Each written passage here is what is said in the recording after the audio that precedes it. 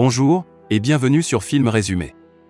Aujourd'hui, je vais vous montrer un film d'horreur et de drame intitulé Dawn. Spoiler à venir.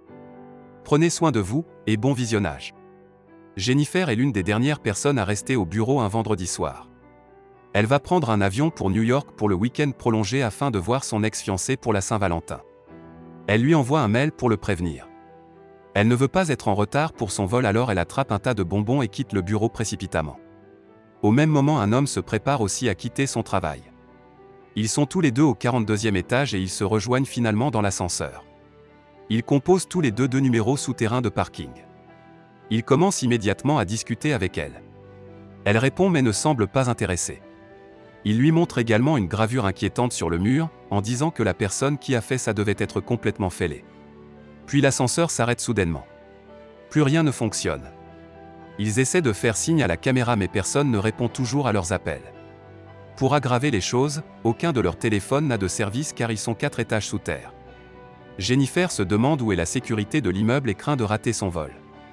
Quelques minutes plus tard, ils essaient d'appeler à l'aide et de frapper à la porte mais personne ne les entend. Ils ont l'idée qu'il pourrait y avoir une trappe d'évacuation, alors elle monte maladroitement sur ses épaules pour vérifier le plafond de l'ascenseur, sans succès. Elle se fait un peu mal à la main en frappant dessus, alors ils la reposent. Ils n'arriveront pas à l'ouvrir à la main. Une heure plus tard, Jennifer se rend compte qu'elle n'aura jamais son vol et maudit la terre entière. L'homme essaie de détendre l'atmosphère, sans succès.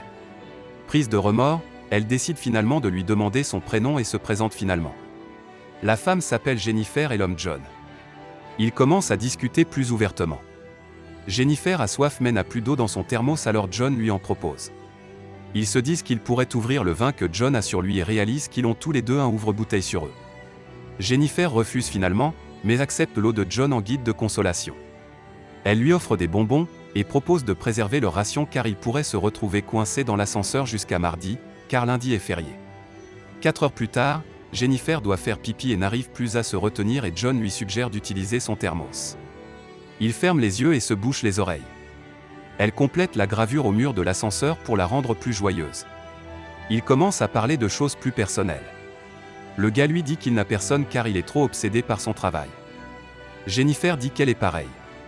Elle lui dit qu'elle voulait surprendre quelqu'un à New York mais qu'il ne voulait probablement même pas qu'elle vienne. Il se décide finalement à ouvrir le vin que John avait sur lui. Ils boivent au fait d'être vivants. Plus tard, ils décident de s'occuper en se dessinant. John avoue l'avoir déjà vu dans l'immeuble. Il ne l'a pas dit auparavant pour ne pas ressembler à un harceleur et la mettre mal à l'aise. Elle ne le prend pas aussi mal qu'il le pensait. En fait, elle en rit. Ils terminent leur dessin et se les montrent. Son portrait de John est une blague alors que le sien est beaucoup plus sérieux. Jennifer s'excuse et prend une photo du dessin en expliquant qu'elle en fera sa photo de profil s'ils survivent. Au bout d'un moment, ils finissent par s'ennuyer, et John liste les sujets dont ils pourraient discuter. Jennifer choisit les histoires d'amour. Elle se lève et tourne sa caméra vers John, le gars est un peu gêné, alors elle commence. Elle raconte l'histoire d'un de ses ex-petits amis à l'université. John, qui n'a pas d'histoire intéressante, décide finalement de raconter une fausse histoire. Pendant un pique-nique de travail. Ils sont montés dans sa voiture et elle a commencé à se déshabiller pendant qu'il conduisait. Soudainement mal à l'aise, il s'excuse pour avoir dépassé les bornes, mais elle lui fait comprendre qu'elle apprécie. Il s'approche d'elle maladroitement, l'embrasse puis commence à la déshabiller. Alors qu'ils prennent une pause, il lui dit qu'il la trouve magnifique, et laisse échapper qu'il pourrait tomber amoureux d'elle, ce qui refroidit Jennifer. Elle lui explique qu'il devrait en rester là car elle a toujours envie de se remettre avec son ex. John répond qu'ils sont liés et que son ex ne la mérite pas. Elle se fâche et lui explique que tout ça n'était qu'un coup d'un soir dans un ascenseur. John commence à pleurer, et lui fait alors une révélation. Il lui a menti sur son nom et son travail. Il ne l'avait pas seulement remarqué, il la voit tous les jours au travail. Toute cette nuit s'est déroulée selon ses plans. Il lui explique qu'il est le gardien de sécurité de l'immeuble et que personne ne remarque jamais les gens comme lui. Elle ne l'a même pas reconnu alors qu'il travaille à la réception. La gravure sur le mur également vient de lui. Il sort une clé pour déverrouiller l'ascenseur. Jennifer lui dit qu'elle appellera les flics pour qu'ils pourrissent en prison. Ils commencent à se battre et la clé se casse par accident et ils s'évanouissent tous les deux.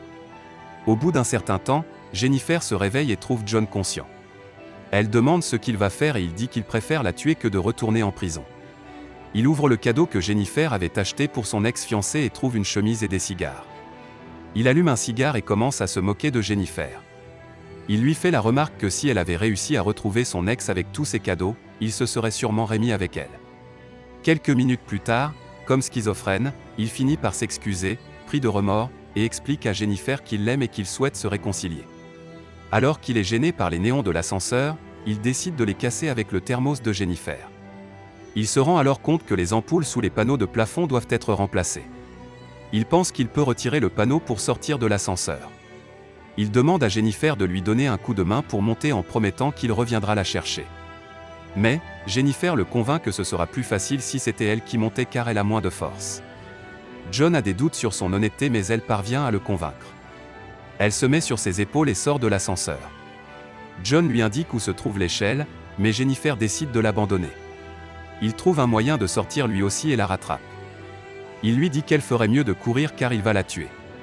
Alors que Jennifer est parvenue à ouvrir la porte pour crier à l'aide, il la tire et la ramène dans l'ascenseur. Ils tombent tous les deux inconscients.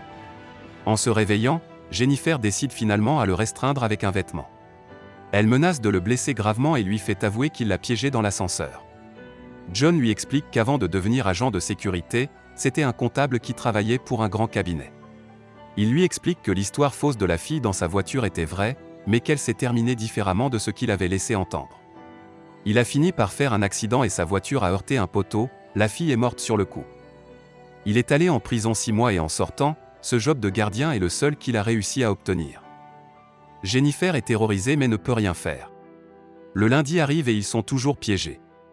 Eddie, un des autres agents de sécurité, emmène sa nouvelle petite amie au bâtiment pour lui montrer le toit. Il voit que John et Jennifer sont coincés dans l'ascenseur, ce qui les réveille. Eddie part les sauver et parvient à ouvrir la porte avec un pied de biche. John parvient à assommer Jennifer et demande à Eddie de lui donner les clés de l'ascenseur. Il tend un piège à Eddie et lui explique que ça ne fonctionne pas.